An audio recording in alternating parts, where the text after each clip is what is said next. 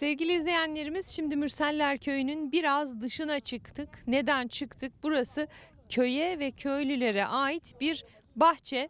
Neden köye ve köylülere ait bir bahçe? Bunu da yanımızda olan misafirimizden öğreneceğiz. Efendim, öncelikle sizi tanıyabilir miyim? İsmim Mustafa Kurt. Bu köyde yaşıyorum. Ziraat mühendisiyim. Bir firmada eksperlik yapıyorum. Evet. Burada çok farklı bir uygulamayı gördük biz. Mürseller Köyü'nün biraz dışındayız ve köyün ortak alanı olarak bir sebze bahçesi oluşturulmuş. Bunun sebebi nedir? Neden böyle bir bahçeye ihtiyaç duyuldu? Şimdi köyümüzde içme suyu problemi olduğu için herkes bahçesine dikiyordu. Tabii içme suyunu zepselerde kullandıkları için içme suyumuz kalmıyordu. Bu nedenle bu bulunduğumuz alan köy tarlası. Köy tarlası olduğu için muhtarlık herkese eşit miktarda arazi vererek zepseleri buraya dikmemizi sağladı. Bu arkamızda görünen bütün araziler bu köye ait. Yaklaşık köyümüzün 35 bin dönüm arazisi var. Ancak yeterli suyumuz yok. Çok kıt su olanağımız. Daha önceleri Karataş Gölümüz vardı. O da maalesef 2-3 yıl önce kurudu.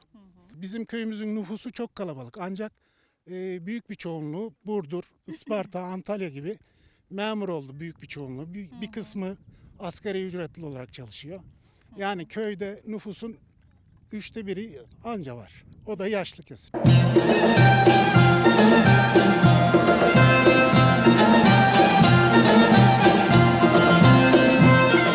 Evet, şimdi bahçesine gelip sebzeleriyle ilgilenen bir ablamıza merhaba demek istiyorum. Ablacığım, kolay gelsin, merhaba. Teşekkür ederim. Seni tanıyabilir Hoş miyim? geldiniz. Hoş bulduk. Ben Mürseller Köyü'nden Gülsüm Erman.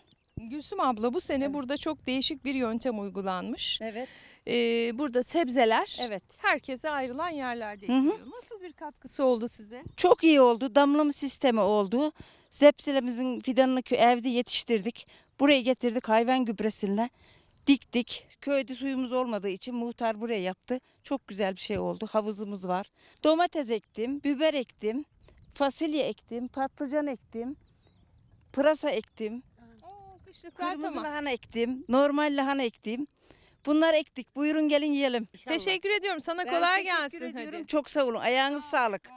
Ablacığım, kolay gelsin. Hoş geldiniz bulduk. ablam, hoş geldiniz. Seni tanıyabilir miyim? Ben Mürseller Köyü'nden Birsel Şimşek. Birsel ablacığım, senin de burada ne kadar yerin var?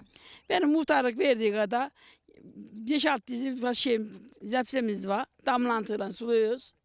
Sen neler ektin teyzeciğim? Ben de fasulye, patlıcan, domates, biber, lahana onları diktim. Zor oluyor mu bakımı? Ne zaman Tabii ki. yiyeceğiz? Ne kadar sürecek? Bir ay sonra yeriz. Tamam, bir ay sonra yemeğe geleceğiz. Buyurun gelin yiyelim, bekleriz. Burada doğal oluyor herhalde. İlaç şey atıyor doğal. musunuz? Hayır ilaçsız doğal. Doğal. Etrafını tel çevirdik. Çevremize domuzlar girmesin diye. Bütün etrafı telli çevrili.